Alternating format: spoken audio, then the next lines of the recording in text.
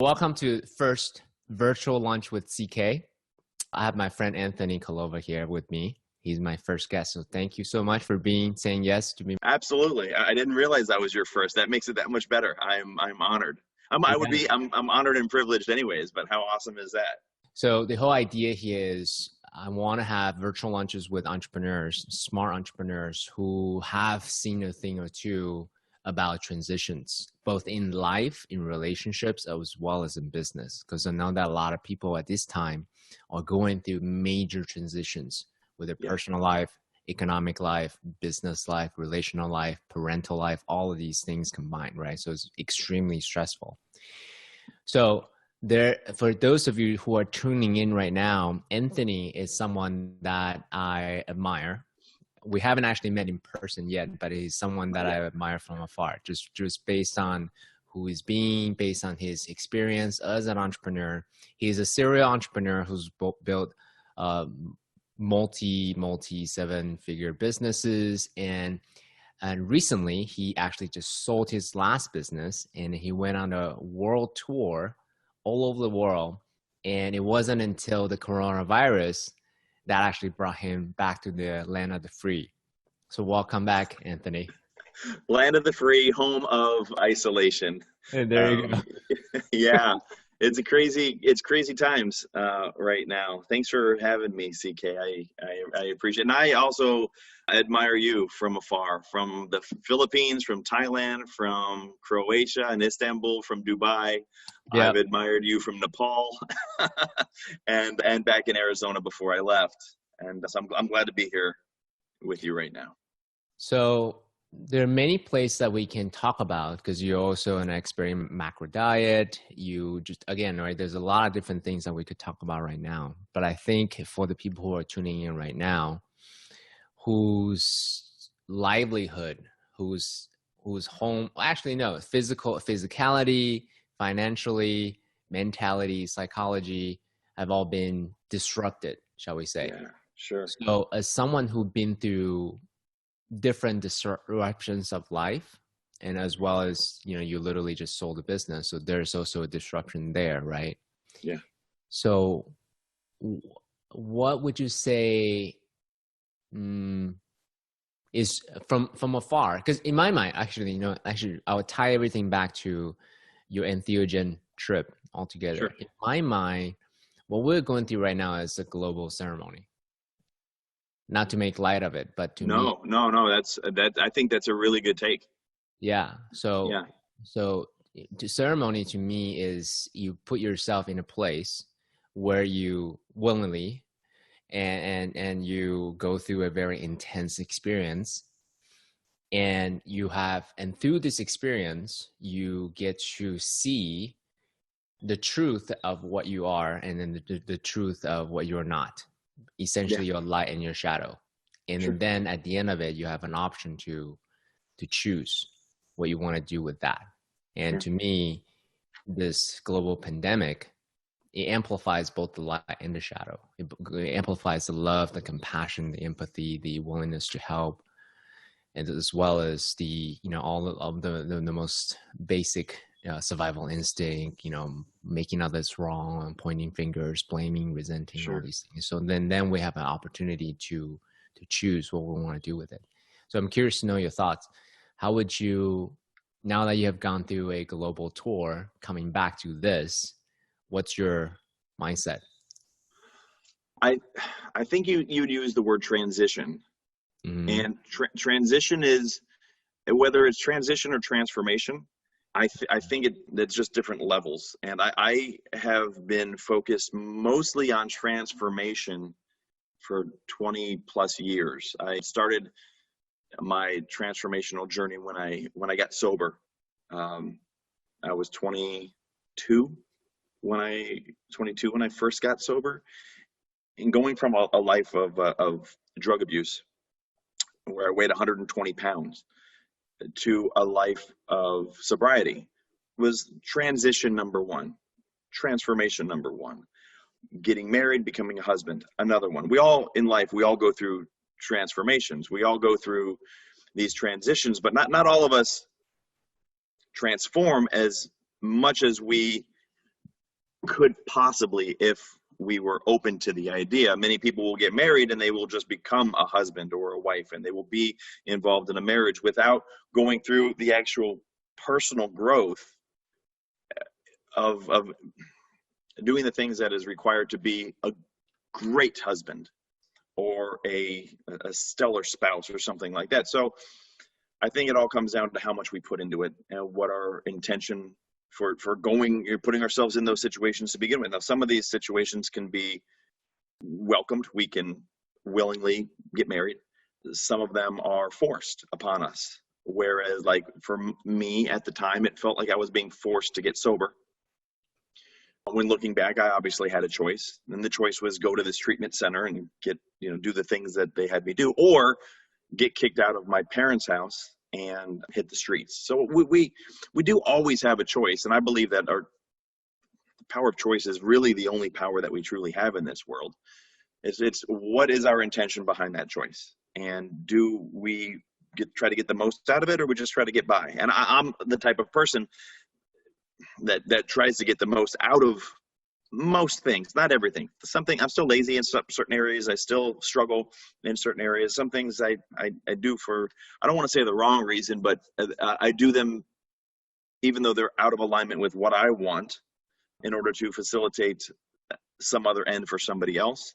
And I'm okay with that. But as time has gone on, what I've come to realize is that if I don't show up as the most authentic version of myself, then I'm just pretending, and it connecting my brain and aligning it with my heart. It's a much more difficult path. And you talked about walking through the darkness and the light, and whether it was my recovery or my first marriage and then divorce, and then the personal growth that I had to go through for that, or getting up the courage to ask my father for a $700 loan early in my life to build a business that eventually I sold for over $1 million, whether it was recognizing that I was in so much pain by dealing with the clients and the customers that I had in that business that I needed to exit in a hurry to transition into the next phase of my life.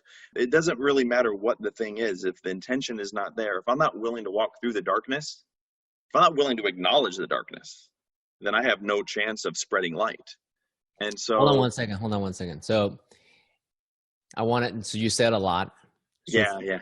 Going through the different transitions, the first thing is necessary is the willingness to acknowledge the darkness. And by darkness, do you mean the circumstances or the darkness within oneself?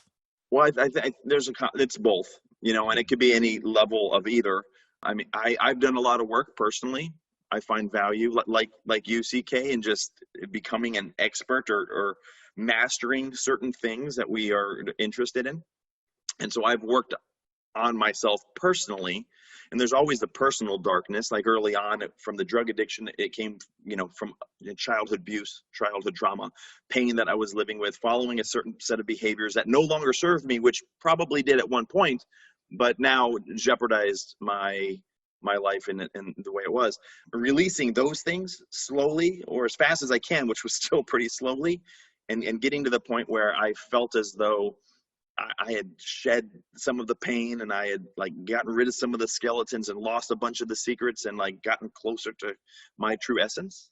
There's that. And then there's also the day-to-day bullshit that we have to go through, which could also be darkness. The darkness of being in a job that I don't like, or being in a relationship that is no longer loving, or being, stuck in some sort of situation that I created or I inherited, and not being willing to walk through that. So I think the darkness, whether it's internal or external, I think the darkness is just as painful regardless. And the longer we refuse to look at it, the longer we stay in that pain. And the sooner we choose to look at it, the faster the opportunities come for us to transform into whatever's next, and really it comes down to who we want to be.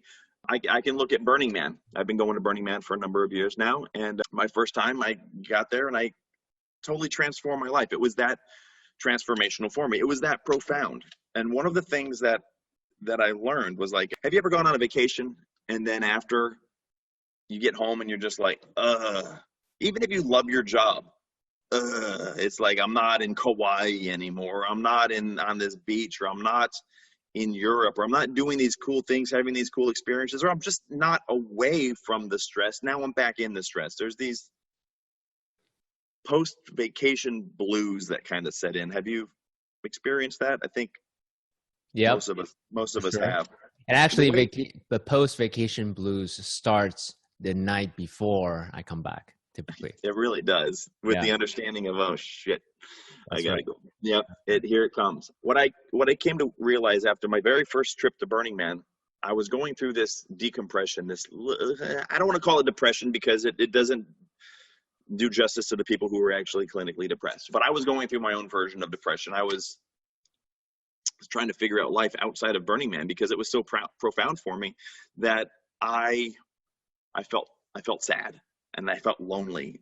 And what I came to realize was that loneliness and that sadness, that depression, came because I had turned my back on something that was so powerful and so beautiful and so loving, that I was not connected to that source of light anymore. And by turning my back to the light, I was then walking away from it into the darkness. But the darkness that I was walking into was my own shadow that was being cast by the light of me choosing to walk away. And then as I realized, it's like, wait a minute, I'm choosing to walk away because Burning Man only exists for 1 week out of the year. I can't live there. This is not a sustainable life. I can't be at Burning Man in the desert year round, because it doesn't even exist year round. And then I'm like, well, that is kind of like a victim mentality, because if I really do put some effort into it, I can carry the love and the light that I found at Burning Man. I can carry that with me to brighten my path. And the darkness that I'm walking into is my own shadow that's being cast from that. So why not light my path with the same light that I felt there, and carry the lessons, and carry the principles, and carry the transformation that I received there with me in my everyday life, so that my path is brightened. And then in doing so, I'm no longer walking into the darkness of my own shadow. Now I'm lighting my path. And in doing so, I'm lighting the path of others, so that they can have a clearer path to walk as well. And they can, at least, maybe, if I do it enough, they can be to some degree inspired by the light I am casting and I am choosing to live by. And so ever since then, that's what I try to do, is I try to facilitate my light as bright as possible, to clear my path and inspire others along the way. So that's just one example of transformation, and I use that now, since then, in every area, that little metaphor. So how would you translate that story about Burning Man to what people are dealing with right now? Because here's what I'll say to this. Burning Man, or going through a divorce, or losing a business, or changing jobs, or whatever it may be, right? Or even getting married, right? There are Sure. major transitions that happens in life. Yeah. Typically, it's one at a time, or maybe two at a time. I suppose when you get older, maybe multiple things at a time, as you accumulate a lifetime of experiences and friendships and network effects, right? Yeah. So as you get older, chances are it compounds over time. However, global pandemic, everything's happening compressed all at the same time. It's like Burning Man, basically. Everything is compressed into one thing, right? You're now stuck at home. You see your spouse a lot. You see your children a lot. You're worried about your finances. You're worried about the financial markets. Your all health. of the major transitions are all happening at the same time. So taking the lessons that you learn, the metaphor that you share with us at Burning Man, how would you translate that to someone who's listening, who is thinking about doing some major pivots in their business? How would you translate that lesson to what's happening right now? Wow. So I am in the unique position where I'm not as affected by the quarantine, and I've allowed myself to be in that space. Right. Had this happened 6 months ago, a year ago, it would have been a much different story. I would have been in much the same situation as most people that are out there, like worrying about their health, worrying about their families, worrying about their job, worrying about their finances and their mortgage, and even just putting food on the table during this crazy time. I think times like this, like, start to show us what's important, as people are still talking about politics, but there's a whole lot less of the negativity. And there's a little bit of, you can pay attention depending on your Facebook feed or whatever, the news and who you choose to watch. There's some of that blame game going on, but at its core, people are really starting to focus on what's important. And so what I would try to do is look at, all right, what lessons can I learn right now? Because the way that I think about it is, if we grow by the pain as adults, like whatever pain that we're in. So we learn by pain. And when we're stuck in pain, if we can pull the lesson from the consequence of our behavior, and we actually understand the lesson, we never have to repeat the lesson again, because we should have learned our lesson and never repeated the behavior that caused the consequence again. And this is how we learn as adults. And the thing that is happening right now is like you said, there's like so much coming in on us that we have multiple lessons that we could learn. We have amazing opportunities to extract from this if we're willing to learn the lessons, right? Like this is really exposing a lot of weaknesses in our portfolios, in our business models, in our understanding of ourselves, in our family dynamic, in socioeconomic reality. That it's just everything that is happening right now. I don't know how many, it's nice to see this. It's nice to see that there's people that are actually like, thank you, COVID-19. Thank you for stuffing me into my house so I can see the lessons that are presented in front of me. Whereas before I was focusing on all of the external things, on all the distractions, on all of the shiny objects. Now it's right there in our face as to where the holes in our boat are, so that we can start plugging them.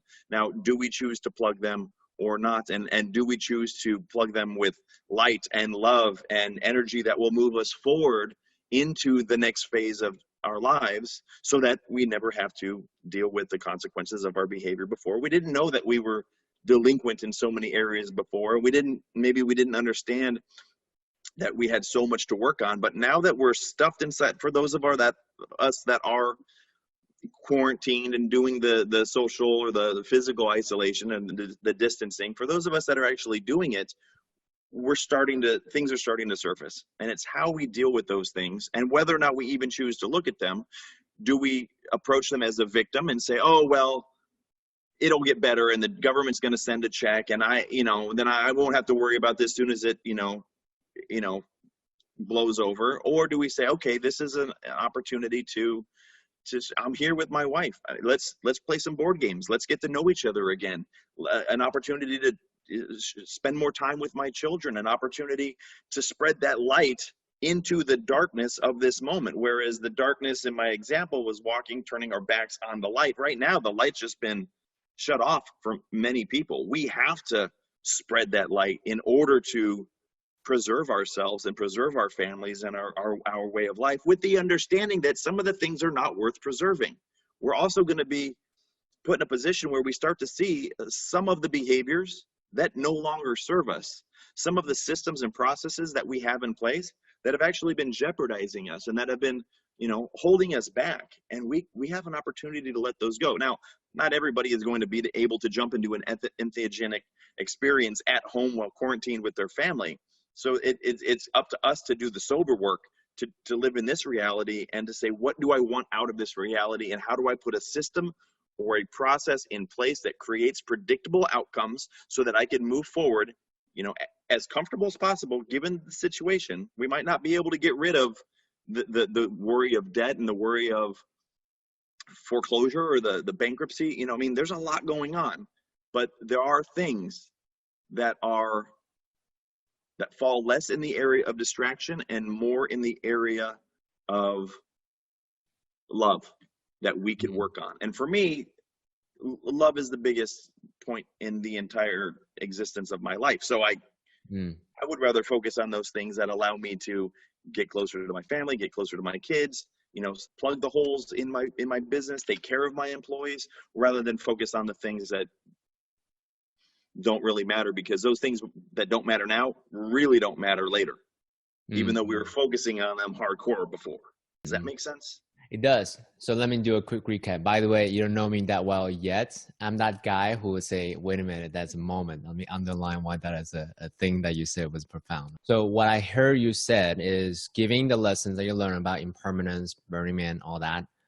First thing first is to recognize the shadow, the darkness, the tension within.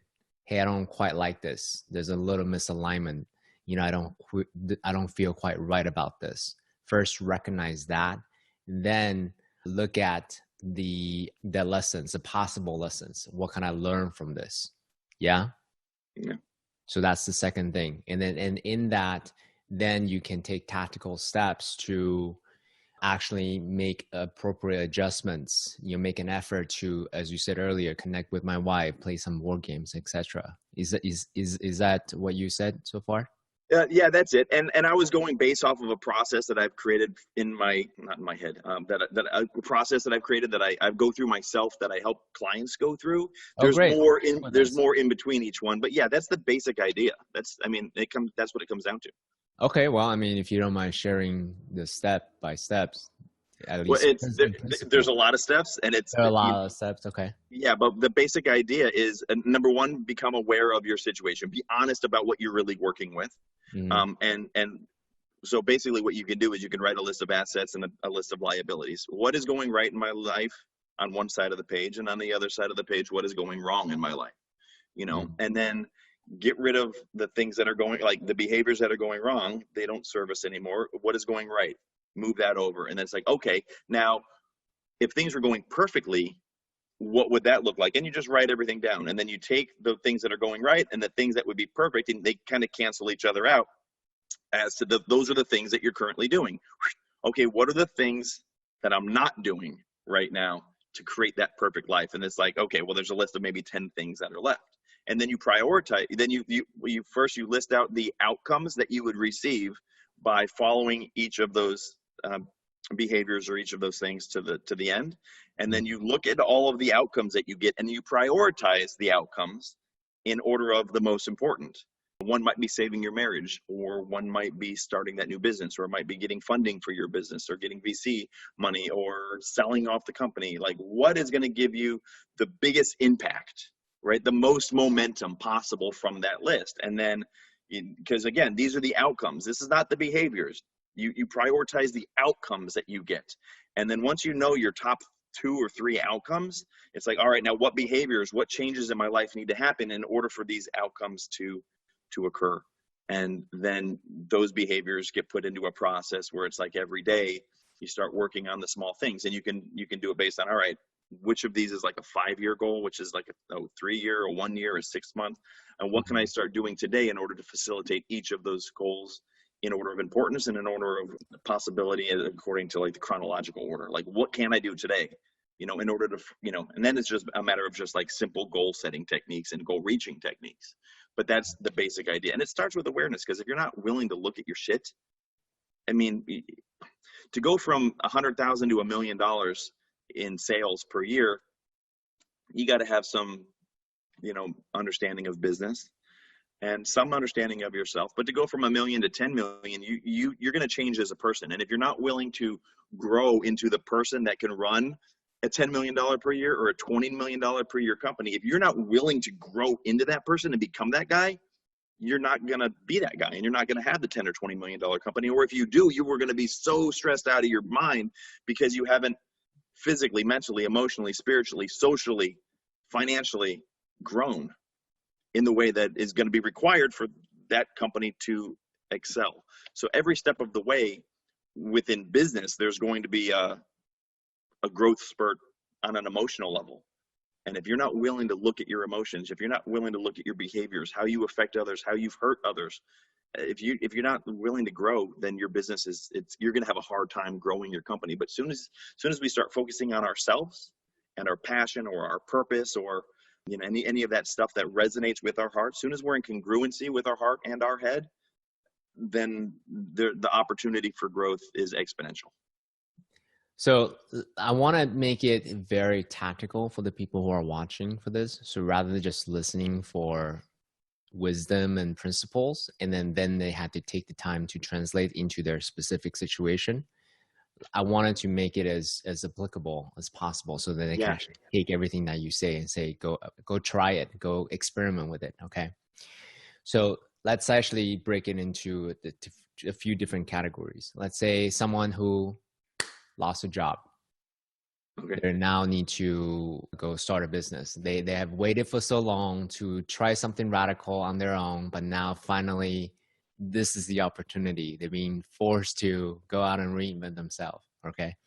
So giving the framework that you just share, what tactical advice, maybe one or two or three, could you give them to say, go do this, knowing everything that I know now, go do this thing to validate your business idea? Okay. So the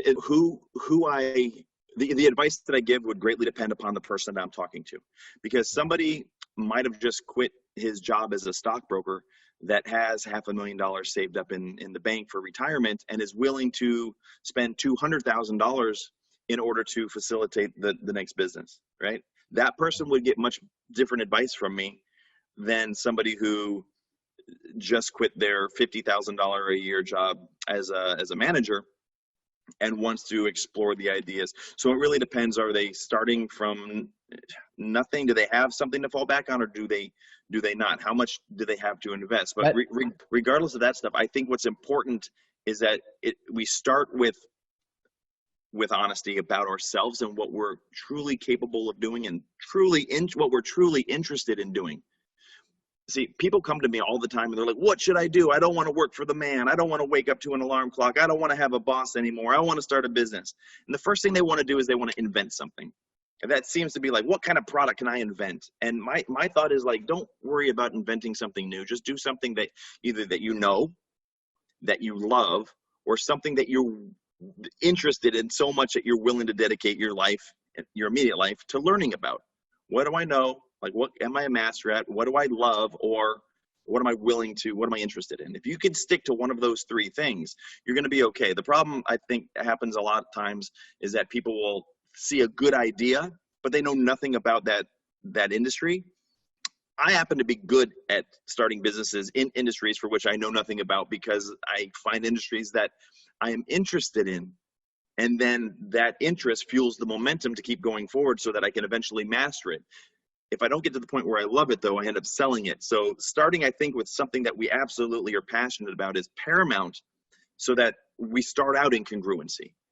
So if you want to start a business, if you want to take that leap and take that chance, and you've done the research and you understand the risk and you know what what the possibilities are, start with something that you could see yourself doing for at least 5 to 10 years. If you don't think that you can do this thing for 5 to 10 years, I would say that you have no business doing it. So again, write down a list. What do I love doing? How do I like spending my days? If you can just do that, then you can start to prioritize things. And if you can prioritize the top 3 things that you love doing, or that you're interested in doing, or that you currently know how to do. For example, I had a friend who he's really good at laying tile. And he always wanted to start another business. And he'd be like, how about a popcorn company? I'm like, what do you know about popcorn? He's like, nothing, but so I'm like, look, dude, you've been doing tile for 15 years. Why don't you step up to another level your tile game? Do you hate it? No, I don't hate it. Are you good at it? Yeah. Do you know how to do it? Could you teach others? Yeah. Then there's something there that will you're already on the top of the curve for that one. Too many people just try to go in a different direction. It's like, you might hate your job and you might want to start your own business, but if you're good at your job, then maybe you start a business doing what you're already doing, and you do it the way that you want to do it rather than the way your boss wants you to do it. And then you find that peace in that thing, as opposed to the resentment in that thing. So pause. So in my mind, I'm seeing a Venn diagram. As basically 3 circles overlapping each other.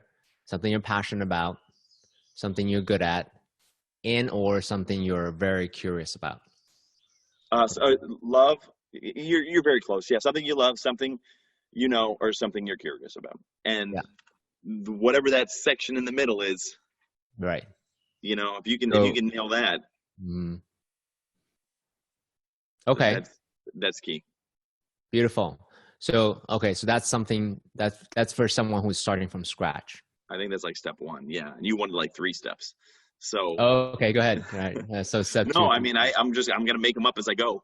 Yeah, let's do it. Let's do it. So if once somebody knows what they want to do, the biggest thing that I think anybody can do is invest in themselves by investing in a coach. Mm, Because if you sit back and you try to figure this out on your own, now that's what I did. I tried to figure it. It took me 20 plus years to get where I am, right? And now I know enough, but I've also at some point had to start hiring coaches, really good coaches, to help, number one, get me to where I wanted to be, but number two, also to surround myself with somebody who was positive. I needed to create an environment of growth. I needed to surround myself with people who were doing better than me and had tactics that were better than mine and had a skill set that was better than the one that I had. So just hiring a coach and then going to these mastermind groups and being part of these communities where everybody is there to learn and to grow and to facilitate like your growth is so big. And like, I'm sure you can relate to this, but how many people do you know that you have somebody over here that refuses to hire a coach because they don't want to spend the money or the time, or they don't value it, they don't see how it's going to help them, or they're just cheap, or they're like strong-headed. And then you have this guy over here who's like, I do know a lot, or I don't know a lot, but I know if I spend the money on a coach, they're gonna, and then they go from that coach to another coach to another coach, and now they've gotten all of these viewpoints, and they are supported. People are lifting them up. It just the rate, the speed at which you make progress when you hire the right coach or coaches and join the right communities is absolutely incredible.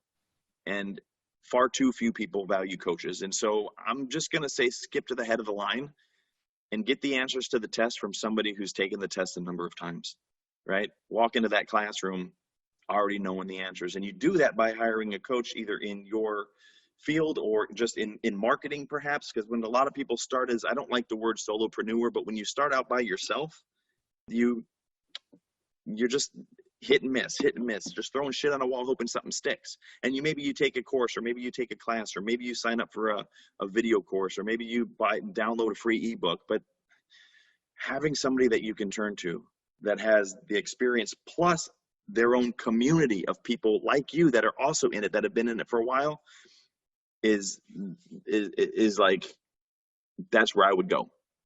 The next thing that I would say that is super important, and a lot of people don't like hearing this, my coach Alex Sharfin my former coach Alex Sharfin talks about this and taught me this, and I'll ask you, CK, and see if you're in alignment with this. And just if you don't sure. get this answer right based on his answer, then that's fine. But I just would like to see if you would agree with this. Who, in your opinion, CK, is the first employee that you should hire? Who's the first employee you should hire? Now, I'm not talking a coach. I'm actually talking about somebody that does the work and gets granular and into the weeds, and they're the people that are doing the tactical things for you as an employee. Who is the very first employee anybody should hire? Wow, that's a really interesting question. I have a long answer and short answer. So I'll start with the short answer. The short Sure. answer is I don't believe there's a one-size-fits-all answer, honestly. Okay. The longer answer for me would be, as I'm creating this business infrastructure, let me write down everything that's duplicatable that would actually provide a revenue outcome, right? And then I can then double down on what I am best at, and then delegate out things that I'm not so good at. That's my answer there. So that's again, I'm not going to say that there's a right answer, but the answer that he gives, and you're not too far off from the delegation of responsibilities, but it's a PA. It's what? A personal assistant. Got it. By hiring a personal assistant, we allow ourselves to focus on our own superpowers. Right. By having somebody make our food, by having somebody pick up our laundry, by having somebody pick up our kids, by having somebody pay our bills and do all of the things that we would normally spend time doing. Even if we have a spouse that takes care of some of those things that I just listed, there are always personal things that we are going to get caught up in doing because we've just been used to doing them. And the way that he laid it out was brilliant. He said, and he was talking to female entrepreneur in the group. She was a CEO, very successful, but she didn't want to let go of doing the laundry and making the kids' lunches. She just had to hold on to this. And he reminded her, he's like, here's the thing. Children feel loved through time. When the parents spend time with the kids, this is how the kids understand that they are loved. The goal is not to have the kid, not to do the laundry. It's for the kid to have clean clothes. The goal is not to have mom make the peanut butter and jelly sandwich and stuff it into the bag. The goal is for the child to eat food at school. But so often we assign a value to the work that is required in order to make the lunch or to do the laundry or to clean the house or to pick them up from school. And that's not the goal. That satisfies something in us, but it doesn't satisfy the child. And so if you can separate those needs and say, what's important for the kid? It's, hire a nanny, let the nanny make the food, let the nanny pick the kid up from school, let the nanny do the laundry. And now because I'm not doing laundry, I'm not running around, in the car being a chauffeur, and I'm not making the lunches, and I'm not doing the grocery shopping, and I'm not doing all of these things that I would normally do. I've cleared up 20 freaking hours per week. 10 of those can go back to my kids. 10 hours that they never had before with mom or with dad can now go to the kids, which, since kids know that time equals love, now the kids feel more loved, right? And I've also picked up 10 hours to focus on my business. Okay. So I wanted to get to step 3, then we can get to another current business owner. So what would be the step 3? So step 1, self-awareness. Step 2, what was it? Hire a coach, surround yourself with That's right. people that lift you up. Thank you. And then step 3 for someone who's starting out is?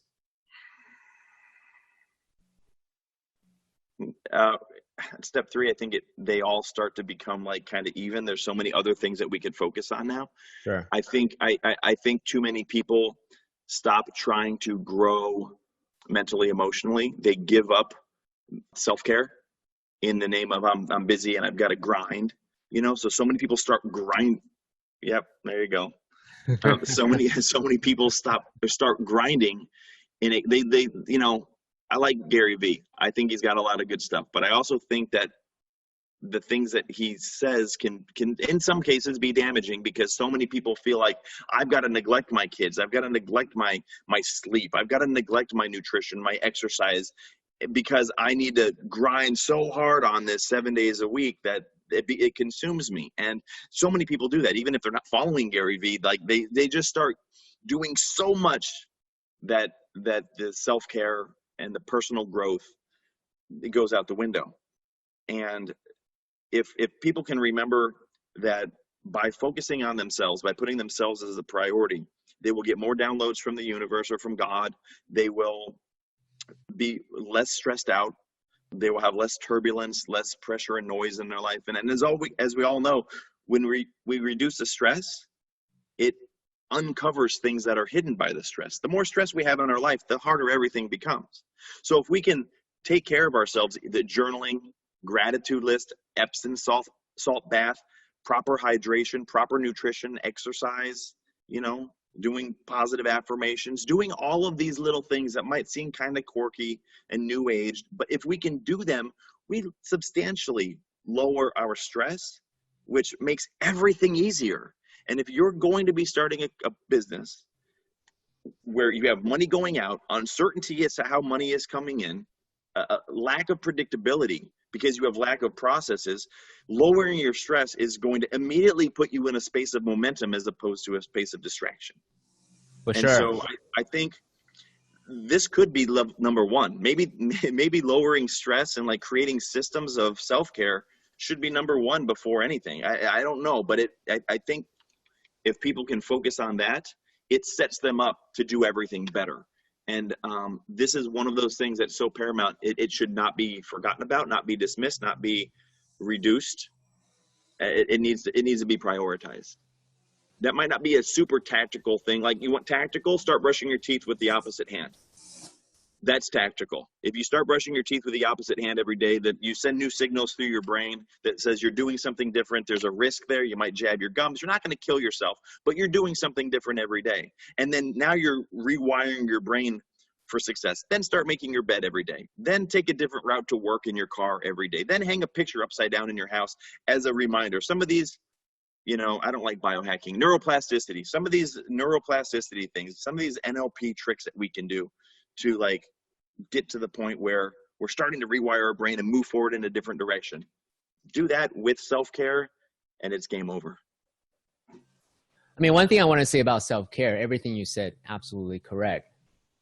On the psychological level, if you're looking for more certainty in an uncertain time, self-care is one of the most direct way you can get more certainty, right? Making your bed. For sure, you know that you're going to get a more pristine physical space. Exercising, for sure, you know that you're going to get more energy from that. Eating well, for sure, you know that you're going to get more energy from that. It's a very direct, very immediate, instant gratification kind of thing. So psychologically, even if you just make it as, all right, let me do self-care so it can have more certainty, that's a very easy trade, right? Well, the benefit is so great that it seems like it's easy, but the problem is that when we get stressed out and we feel like, I went through this at one point, I don't know if you ever have, but as business starts to like, there's a change in the economy or the Google changes their algorithm and we lose like 30% of our traffic and with it 30% of our conversions and sales. Well, the stress happens and I feel as though I have to really focus on the business.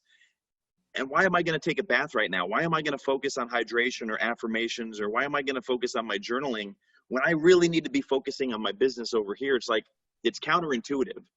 So getting in the practice of doing the things that take care of our mental and emotional and spiritual health when it's difficult or when it's easy sets us up for that habit to kick in.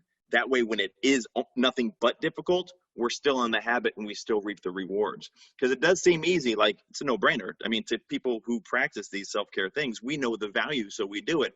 But when you're faced with an economic downfall, when you're faced with a fire that's happening, yeah, right, like it's hard not to look at the train wreck, right? It's hard to take care of yourself. So practicing it all the time, regardless of what's going on, and getting in that habit, I think is key. So switch gears, someone who has a business right now who are now need to, shrink down their workforce, looking for new revenue streams, conserve their cash flow. What are some of the tactical things that they could do, knowing everything that you know now?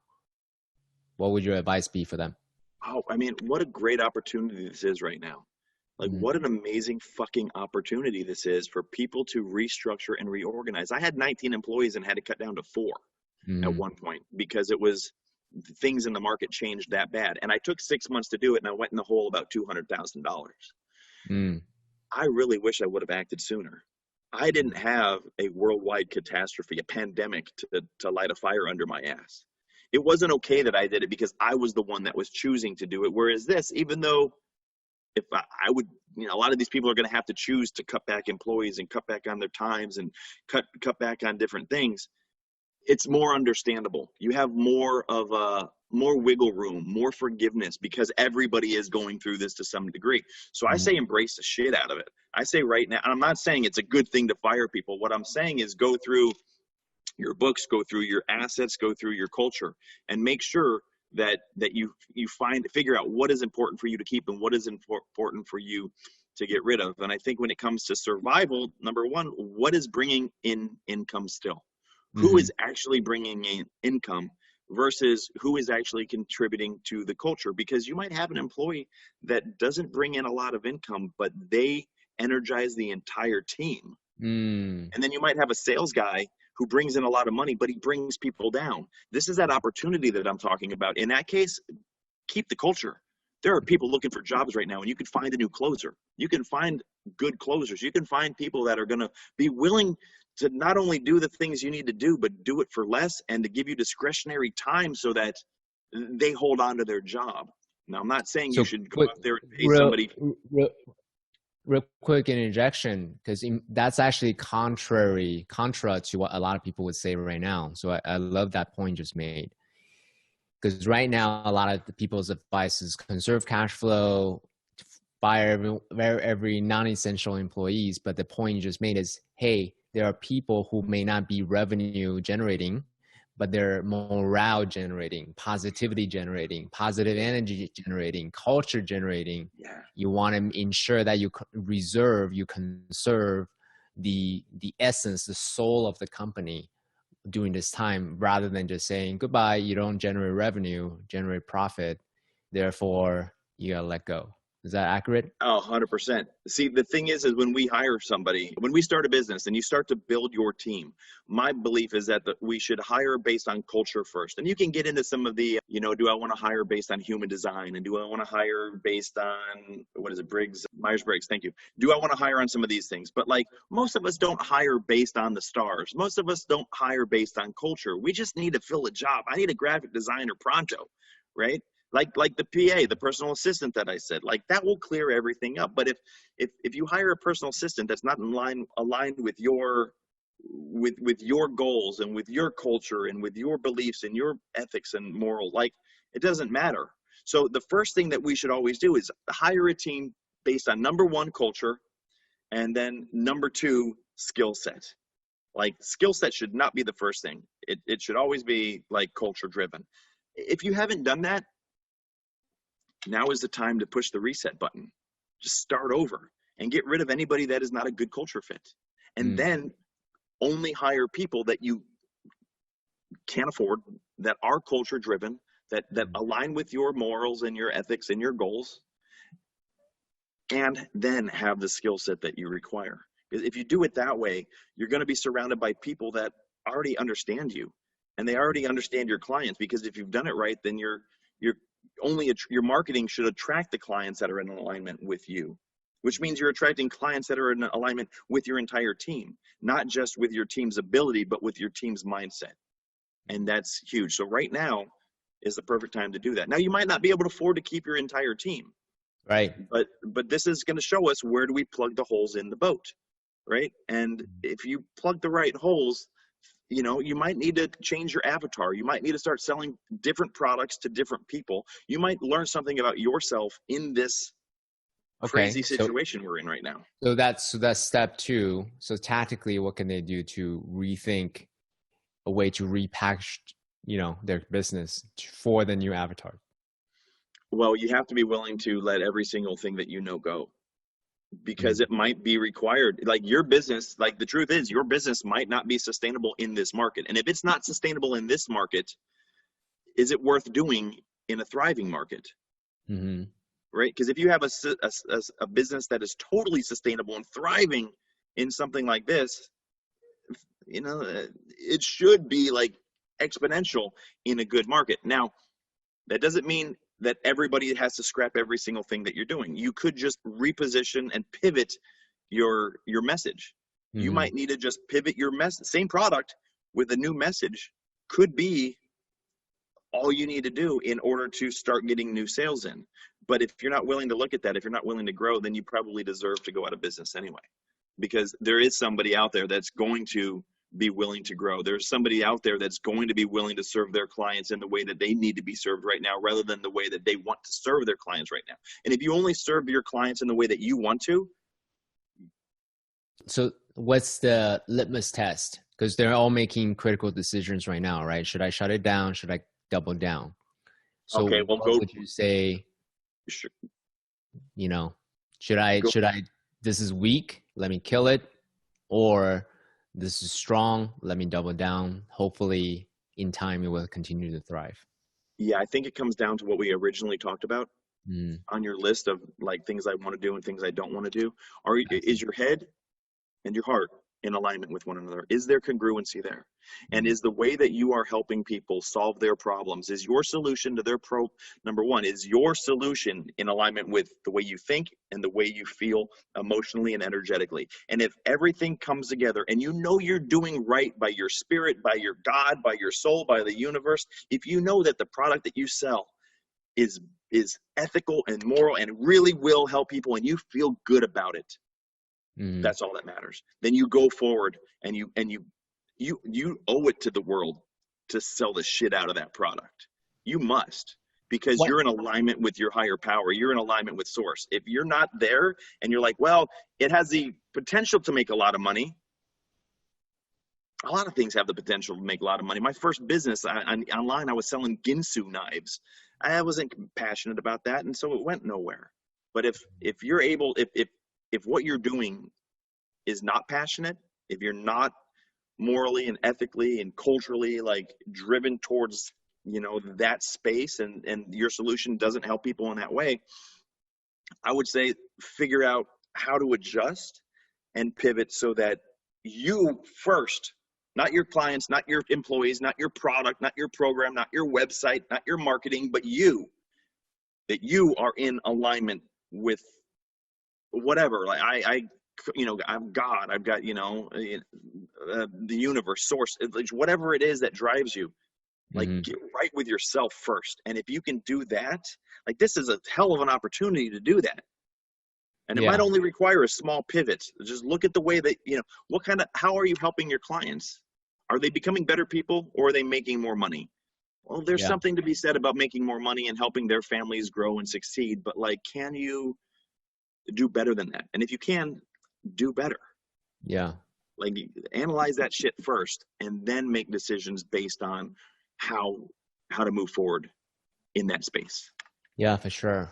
One thing I want to emphasize to people who are listening to this, who are watching this, is that your business is here. Okay, so let me actually make a distinction. So for the venture-backed CEOs, founders who may be doing this in service of a big payday, let's say, right? Yeah. Versus someone who's using their business as a lifestyle empowerment, right?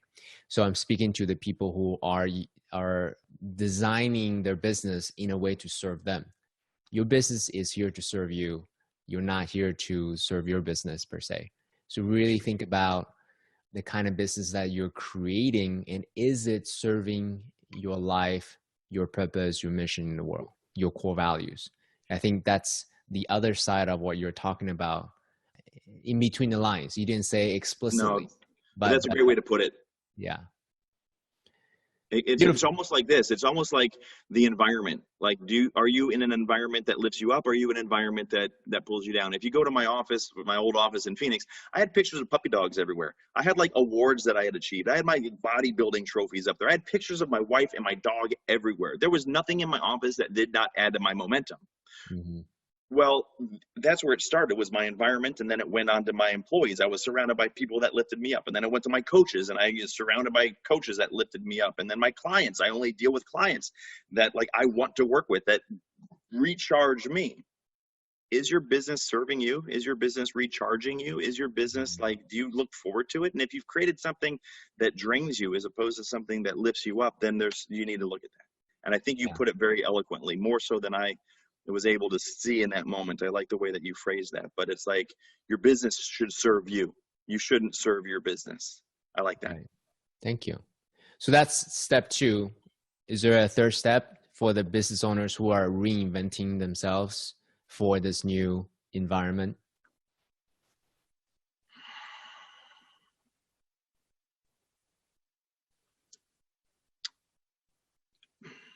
You know, there's a bunch of things that you can do after this, and I'm not certain that any one of them is more important than the next. I think having a good head on your shoulders and being able to weigh your risks and knowing what like matters, because if some of us take risks just for the sake of taking risks, and some of us don't pull it together. We just throw money at things. And if you don't have a sounding board, or if you don't have a coach, if you don't have, you know, then I think you might be taking risks that are not necessary. So it's like being able to prioritize what's important. I'm not exactly sure if that's like the third thing. There's so many other areas that we can go into. I think the ones that we covered are the biggest. I would be curious what you think. What would you say is the next step that makes sense, the next logical step that somebody should take when going through coronavirus and rebuilding their entire company? Is it laying out your assets and saying, what do I have to work with? Is it getting rid of your liabilities? Is it, you know, focusing on, you know, communication and reaching out to your clients? Because we can get into marketing, and we can get into finance, and we can get into all kinds of things. I tend to stay in the space of personal development and working on me so that I can help my clients better and coach my employees and exit transactional management and enter transformational leadership within my team. But what would you say is like the next thing that people should do? I'm very much aligned with you, hence why I think there's a lot of resonance in everything that we're saying, but just, in our own vocabulary, right? So from my point of view, we make what we are. Our external is a reflection of our internal. So the place to start is, let me calm myself down. Let me calm my nervous system down.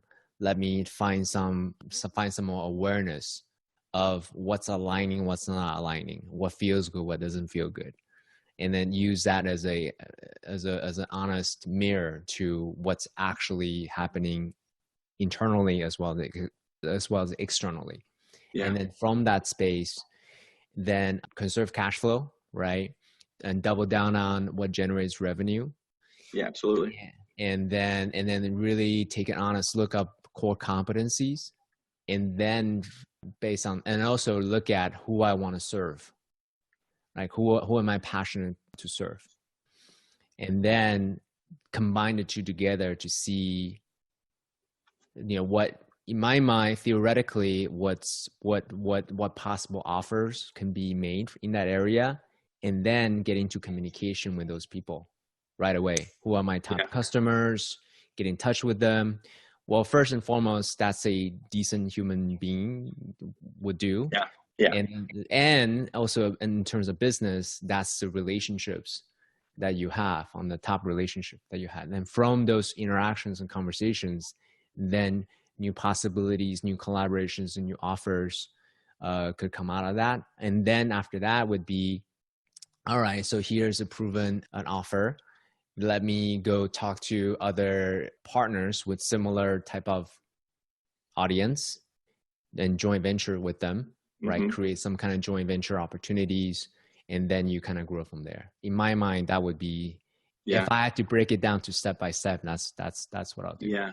I think now you're right in a lot of different areas. And like I said, there's just a lot that we can focus on. But one of the things that kind of came up for me as you were talking, it gave me a moment to like listen to what you were saying and reflect. I think a big step that a lot of people overlook is creating processes that will add predictability in their businesses, and creating systems that allow them to show up in the same way, in the same routine, to prioritize the things that matter day in and day out. Number one, making sure that your first hour of the day is your most successful and most enthusiastic and intense hour of the day, which sets you up for the rest of the day. And then number two, going through like, okay, this is what, I'm not saying get OCD with it, but have a system in place where I talk with the team that I do have, that I'm left with every single day, and I lift them up. And then we focus on, some whiteboard action. And then I reach out to a certain number of vendors or a certain number of JVs or a certain number of have a process in place that helps you prioritize the outcomes of the things that you want to have happen.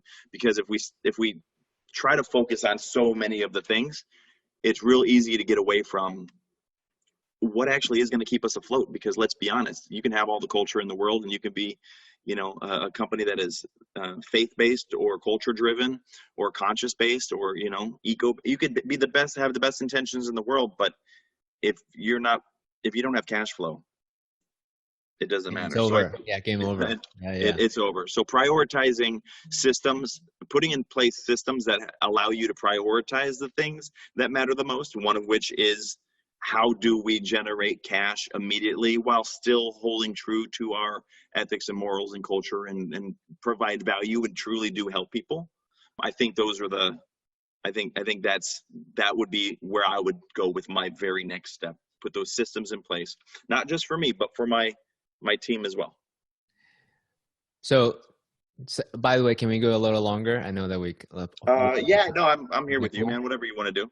Awesome, thank you. So switch gear for a moment. You had mentioned you may not have entheogenic access during this time. Knowing everything that you know now, what would you do given all the tools that you have? One of the things my dad taught me early on, because I did this, and then he's like, this is what he told me. Don't ever offer advice. Don't ever tell anybody what to do. Just tell them what you would do if you were in their situation. Right. And I live by that, right? And so like that's how somebody's like, what should I do? I'm like, well, I don't know what you should do, but if I were in your shoes, I would blah blah blah. Right. So it's really easy for me to preface things like that. Okay, so here's the thing. I've got 21 years of recovery from drug addiction. I've done a lot of work. I've done the 12 steps countless times. I've worked with tons of sponsors, sponsees, business coaches, life coaches, nutrition coaches, physical coach. Like I've done the work, right? And I continue to do the work. By no means am I there, right? But I've done a lot of work. And I think that too many people that are like me, which means afflicted with drug addiction or that gene or that whatever it is, go for the shortcuts. There is a time and a place for shortcuts, and then there is a time and a place to do the fucking work. Right now, I've done the work, and it took me 17 years before like ayahuasca called to me, and I was comfortable enough after 3 years of doing the research and trying to figure out, is this going to mess with my sobriety? Is this going to fuel my sobriety and my recovery? Will I consider it a relapse? Will I go through that guilt and pain and shame of relapse, or will this actually not even be an issue? And after ayahuasca called to me, I started researching and doing the work surrounding that, because taking a foreign substance in order to facilitate some sort of entheogenic or psychedelic experience is a big deal for a recovering drug addict. It was a big deal for me. If you're people that are watching are not recovering drug addicts and they're business people and maybe they have tendencies or maybe they don't, I'm just going to assume that they don't, right? I think that the exploration of entheogens, and for those of your followers and viewers that don't know what that is, an entheogen there's a specific definition, but my understanding is it's like a psychedelic, but of God. Of God is the important thing. And you might, oh, I don't believe in God. And I do. I didn't. I mean, I did, but I had words with God based on my Catholic and my Christian upbringing, and it just didn't resonate with me. And like, Jesus died for your sins and that you're going to burn in hell was like so ingrained in my system that it turned me off to the idea of God, until I went into ayahuasca, and then specifically going into Bufo, where I became God, and you reunited with my spirit, reunited with all things love as existence and nothing else, glowing and shining and floating, resonating light at the frequency of God's love. So once you've had the experience that I had, or for your own version of that experience, it is hard not to believe in God. It's once you've become God, and once you understand that we are all God and we are all nothing and we are all connected and we are all the same and there is nothing but pure existence and pure love, it's really hard to give a shit about anything else. And then once you kind of step away from some of that stuff, it's like, okay, well, I do have to make money and I do have, relationships, and like me, I can't wait to die. Like, I am ready to reunite my spirit with the love of God. Like, that is like, it's the most powerful thing in imaginable. That doesn't mean I want to die today. I've got things to do. I've got an amazing relationship. I've got clients. I've got family. I've got, business things that I want. I want to change the world for the better. I want to heal this planet.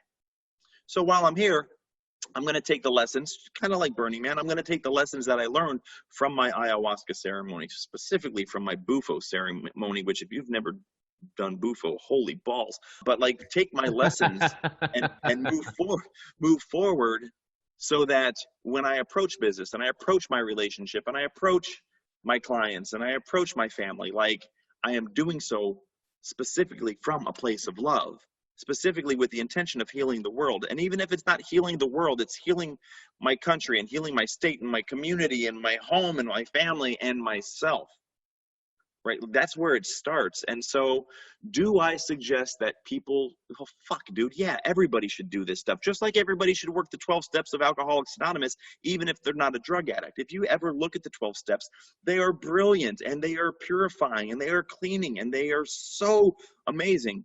And so is ayahuasca, and so is LSD, and so is the possibility that psilocybin and peyote and Palo Santo and all of these other things. I'm sorry. Appears to be a shark eating something. Wow. I got totally fucking distracted because I looked up and I saw,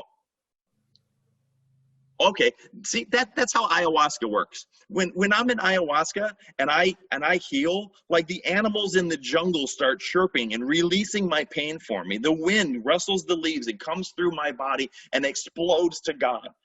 Like, that is the kind of stuff that happens in these entheogenic ceremonies. And the healing is so great that it is nearly, in my eyes, impossible to come out of something like that and not be changed for good forever, and let that permeate through your bones so that everything you do in life comes from a more pure, more authentic, more guided place.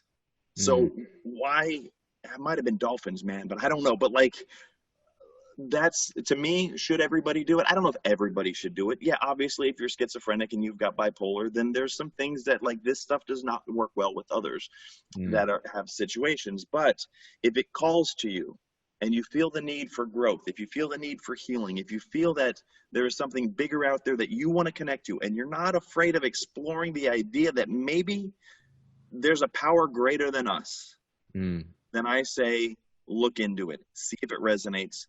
Find a facilitator, find a shaman. I know, CK, you do a lot of amazing work in this space. And like having, again, it comes back to having a coach, because you can find an ayahuasca retreat that you can go to on the weekend, drink some daime one time, and the next day you're back at work. Or you can find somebody who cares like what you're doing, and facilitate people for 7 or 8 weeks, before with intention, and after with integration, and then during the ceremony itself, so that you can approach it with a level of respect, a level of calm, a level of intuition that somebody else might not have. I think what you're doing is very special, because there's not a lot of coaches that are helping people integrate the lessons that they learn and helping them dissect their experience in a way that helps them live a better life. So I think finding the right facilitator is also pretty important. But yeah, I think people should do it. Thank you for that. Yeah. So I guess the question is, frame it in such a way that, because I hear people say this to me and say, hey, CK, I don't have time to meditate. I don't have time to do self-care. I don't have time to do, psychedelic journeys, entheogenic journeys right now, because everything is so destabilized. And therefore, this is the luxury of time and silence and isolation or self-reflection is too much of a luxury right now. So I'm curious to know your thoughts on how would you respond to someone who's saying that? Well, I was there, and for me, it was fear and control.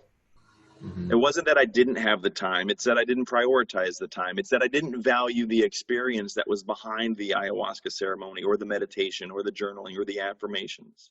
It's not that I didn't have the time to practice being a better person. It's that I prioritized being a busy person, being a stressed out person, more than I did facilitating my growth. And so it came down to fear and control, needing to control things and being afraid that I was going to lose them, living in scarcity as opposed to abundance.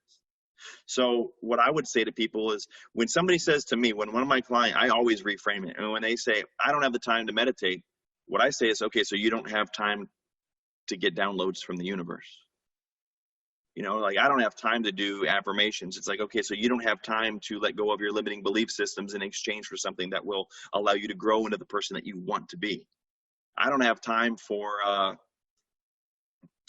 Epsom salt bath. It's like, okay, so you don't have time to show yourself some love and relax, but you do have time to live in a place of stress. And I think what people forget is, like, it's the same thing as, like, people don't want to invest money into their ads, into their ad spend, because they only see that they're losing $5,000 a month on ads. What they don't see is, like, the possibility that the ads can facilitate another 20, 30, 40 grand in sales, right? They only see the scarcity and the fear and the limitations. So they want to control it by not looking at anything else. I like to show people what the benefits that they're missing out on are. So if you say I don't have time to meditate, I say you don't have time not to meditate. If you say I don't have time to do ayahuasca, I'm going to say you don't have time to connect to the most beautiful and pure source of potential in existence, you don't want to do better? Because that's what you're saying is like, I don't believe that this is going to help me. And it's my job as a coach or as a facilitator or as whatever, in order to shine light on the possibility rather than on the fear, and to get them out of fear, out of control, out of scarcity, into possibility. And if they can be willing to be willing, like, use that phrase. So let me ask you, are you willing to be willing? It'll throw them off a little bit, and then they'll be like, well, yeah, I'm willing to be willing. You're in. And then it's like possibility. What would your life be like if you didn't have this? What would it be like if you had this? What would you gain by having this? What would you lose? What would improve? What would, and then go through that practice so that they can really understand the value of these things. Because why the fuck do you want to live in stress and keep doing the same stupid shit you've been doing it for so long? Why not take a week? You're going to lose the entire company in a week. You're not that important.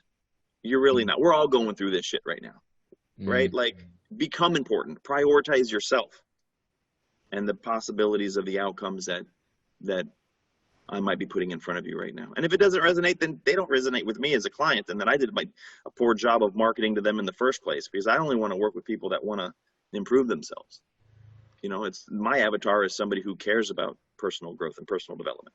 Yeah, you're selecting them as much as they're selecting you, right? 100%. Some people matching relationship. Well, and Go ahead, please. To your point earlier, what I say is this: I love the urgency versus importance quadrant, and most people will focus on the urgent and important quadrant, or the urgent and not important quadrant. Yeah. But in my mind, this is the time to focus on the not urgent and important quadrant. Because if you really think about it, most of the things that's really important to us are not necessarily urgent. It's never convenient to get into a relationship. It's never convenient to get married. It's never convenient to have kids. It's never convenient, to your point earlier about the improvement of your business infrastructure, the systems, the processes, the looking at the culture, the really leaning in on who is the contributor of revenue, who is the contributor of culture, and then actually make a decision correctly. It's never convenient to do any of those things. But this is a time to actually double down on the important and not necessarily urgent things, yeah? Yeah, I think you're really right. And what it comes down to, I use the word distraction a lot. And people focus on the distractions, and the distractions is the urgency. Like, I got to do this now. It's like, if we only focus on the things that are in front of us, we're never going to be taking steps on the path that will get us to where we want to be long term. And so by doing the Epsom salt baths, by starting the journaling and the meditation, by doing ayahuasca, and in a setting, an intentional setting, right? Like, go to another country and do this stuff. Go outside of your, like, take the time and send that signal that I am important. And then by doing that, you're focusing on some of like the important stuff and the long-term goals. And you're going to be exposed to things that change you forever in the most amazing way possible. And that will facilitate a long-term end, as opposed to only worrying about what's going on right now in front of you because of this distraction and that distraction. And now there's fires in LA, and now there's fires in Austria, and now there's COVID-19, and now there's this, and now there's Google changed their algorithm, and now there's this guy, whatever, this is now the president. All of those things will always affect us. How do we choose to live our lives in the midst of all of this distraction? Do we focus on the distraction, or do we say, you know what, no, there's bigger things out there, and that's what I'm going to focus on? Because these distractions, there was a Crouching Tiger, Hidden Dragon, I think that's what it was. There might be another one, but there was a scene when they were going to go storm the emperor's castle, right? And like, they got through the gates, and they got two, a man and a woman, they've got swords, and they're chopping through, like, hundreds and hundreds of the emperor's guards are coming through, and they're just blasting them, and they keep moving forward. They get through these guys all the way to the castle, all the way to this major door, and there's like 1,000 guys with swords, and they're just like chopping motherfuckers up, and they open the doors, and they go in, and they close the doors. They didn't sit there and fight every single person that came their way. They didn't kill every single guard that was out there. They didn't spend their time and their energy chopping up guards. Their goal was to get to the emperor. So they did the battle on their way through 1,000 guards, got to the castle, closed the doors, and then it was them, and then they did their thing.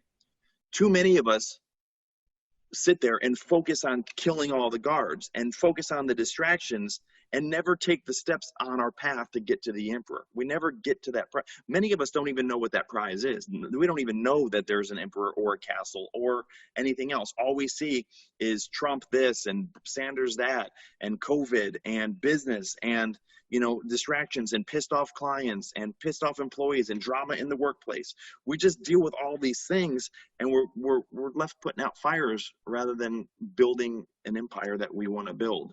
And so I think by prioritizing, an entheogenic retreat, working with a coach that can guide you through this, like these are some of the things that will help us help the long-term goals surface, so that we can put a system in place so that we can put our left foot in front of our right foot and brighten our path on the way to purpose. And if we don't prioritize the retreats or the journaling or the affirmations or the meditation, all we're doing is swinging our sword at things that don't matter. What a beautiful place to wrap up. Is there one last thing? If out of everything that we talked about, we cover a lot of different areas. What's one last thing? If they can only take one action, what's one action they can take from this? Recognize that you are not a victim. You are a willing participant. And you have the power of choice. Nobody can take that away from you. You can have somebody with a gun at your head saying, lick my shoes or I will shoot you. You have the choice as to whether or not you lick that guy's shoes. Now, you might have to suffer the consequences, right? Will he shoot me? Will he not? But nobody can say that they made you do that. He can't say, I made that guy lick my shoes. If you don't know, you might get shot or you might call his bluff, but it doesn't matter. You have the power of choice. Luckily for us, the choices that we have in front of us are not as dire as a gun to our head with some psychopath. The choices that we have in front of us are business related, they're community related, they're relationship related. How do we choose to handle those relationships? Do we make choices that brighten our path and the paths of others, or do we choose to dim the path of others? Right? It comes down to having the power of choice and choosing to not view ourselves as the victim in the situation, to own everything that we do, even things that might not be ours to own, taking action, owning them, so that we can move forward as a willing participant in this life. And if we do that, we get out of scarcity and we get into abundance, and then we can move forward. If we only focus on the distractions and we only focus on the things that are in front of us that we don't agree with or that are happening to us, we're going to remain the victims and we're never going to move forward. Recognizing that we have the power of choice is where it starts, and then choosing to move forward in a way that's in alignment with our hearts. Anthony, thank you so much for sharing yourself, sharing your story, be so open and vulnerable about your past, your victory, your lessons. And thank you for really provide some frameworks for people who are dealing or grappling with the challenge of this coronavirus thing, and helping them start their business or pivot their business, and just offer so many beautiful lessons with us. I think there's a lot of part 2s or part 3s we can do, diving deeper about the self-care rituals, the macro diet. Thank you so much for being here. Oh, it was a pleasure. Thank you for allowing me to get this message out, and thank you for asking me and for being so gracious. I look up to you. I love what you're doing, and I can't wait to meet you in person, whether it's in LA or if it's at Burning Man. I can't wait to spend some time with you in the real world. I forgot to ask you this. Where can people go to follow you on the social space? So I just got back from that 18-week world tour journey that was cut short because of Corona. So I haven't gotten back into coaching, sold the company. I have a self-care group. It's facebook.com/groups/self-care Saturday. You could just go to Facebook and do a search for Self-Care Saturday. It'll come up. There's like 700 members or something like that. I'm not doing any coaching right now, but it's kind of like a waiting list group of people who are interested in working with me personally. Now that I'm back, I've only been back a week or so.